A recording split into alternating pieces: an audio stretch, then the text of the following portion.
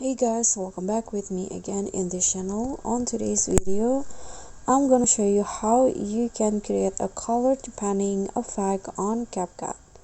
So first, just add the clips and go to the video effect. Okay, in here find the Christmas section,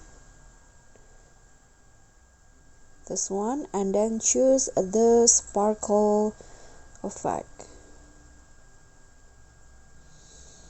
Okay, this one, and adjust the effect like this. So for the speed, go with 80, and then the range, just leave it as it is. Color 100, size 80, and then the glow 8, and the filter 15. Okay, after this you are done, and this will be the final result for the colored panning effect.